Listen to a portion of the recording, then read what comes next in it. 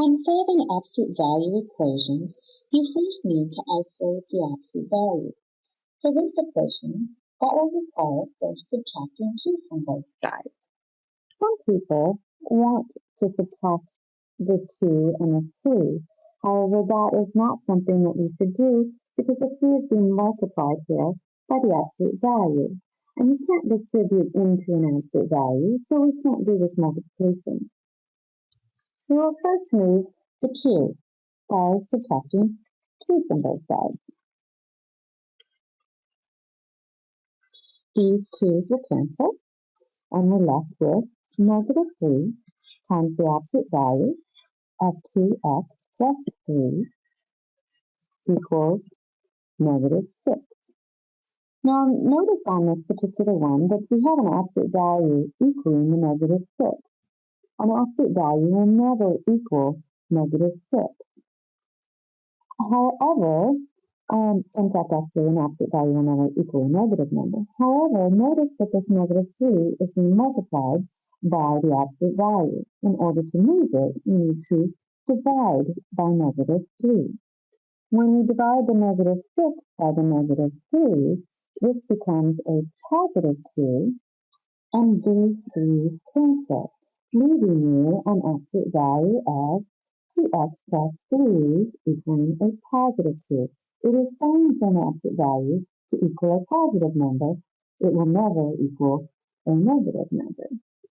Now that the absolute value is isolated, we have to take into consideration what the absolute value means.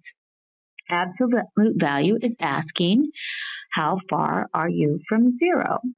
In this case, we want to know when this absolute value equals 2. So we want to know where are values that are 2 away from 0. If you look at a number line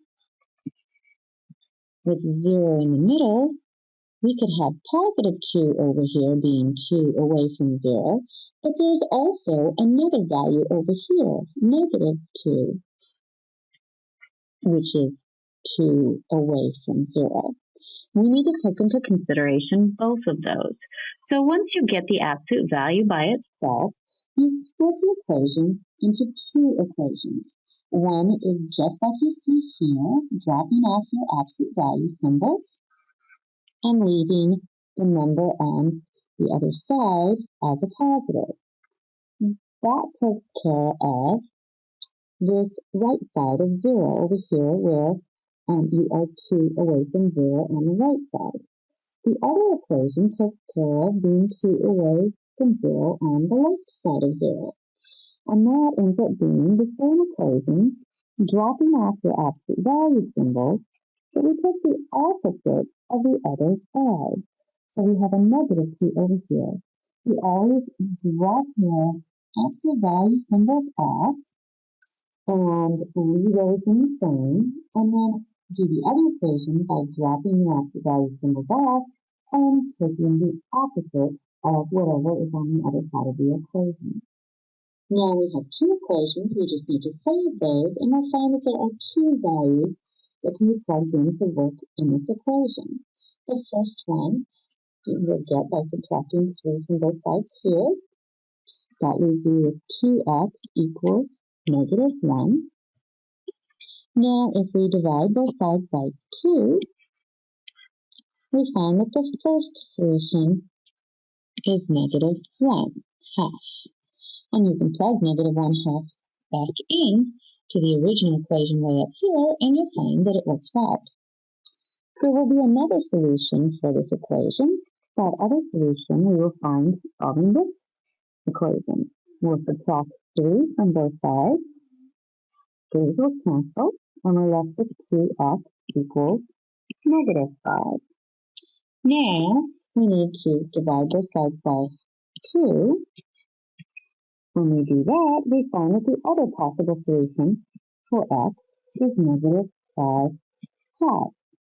If you plug negative 5 halves back into this original equation, you'll find that it also works just fine.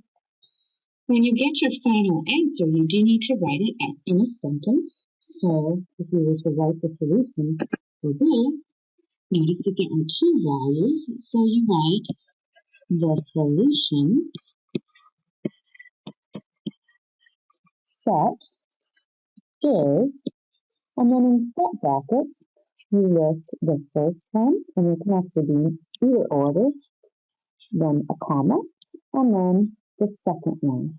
You don't want to say x equals negative 1/2 and negative 5/2, because if you do that, you're saying that is the solution, and you're going to plug x equals those into there. And you don't want to say the word and, because you can't plug both these numbers into the equation at the same time.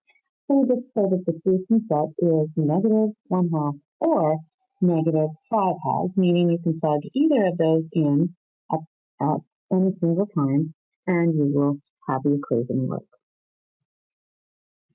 What about another absolute value equation that looks like this? We have the absolute value of 3x plus 5 equals the absolute value of 4x minus 7. Notice that we have two absolute values in this equation, and at this time, they are both isolated by themselves. We can go straight into our two equations on this one. The first equation will be just like you see it now, without the absolute value symbols. So we'll have 3x plus 5 equals 4x minus 7. The other equation will drop the absolute value symbols off, and we'll multiply one side of the equation by negative 1. You only want to do one side because that's taking care of being on the other side of 0. I'm going to multiply this side by negative 1, which is going to change the signs of both things inside that absolute value symbol. And we're going to end up with a 3x plus 5, and then on the other side, we end up with a negative 4x plus 7. These are the two equations that you will be solving. The second equation, be sure to only change the signs on one side of the equal sign. If we go to solve our first equation, we will start by getting our variables together. So we will subtract 4x from both sides in order to move it over. That gives you negative 1x, which can be written as negative x, plus 5 equals negative 7. Now, we need to move our 5, so we will subtract 5 from both sides. This leaves us with negative x equals negative 12. And finally, we need to take care of the negative in front of the x. You can do that by either dividing by negative 1 or multiplying by negative 1. I'm going to multiply by negative 1. So if I do that, I end up with negative 1 times negative x, which is x, and negative 1 times negative 12, which ends up being positive 12. So the first value that we know we can plug into this original equation right here and have it work out would be a 12. There is another solution to this, and we'll find that with the other equation. So on this one, we will start by adding 4x to both sides. Those will cancel, and we end up with 7x plus 5 equals 7. Now we need to go ahead and move the 5 over. So we will subtract 5 from both sides. Those will cancel, and we are left with 7x equals 2. And then finally, we go ahead and divide by 7 to find that the second solution that will work in our equation is x being replaced with a 2/7. So if you go up here, it looks like 2/7, and here, you'll find that it also works. So for this particular problem, we would say that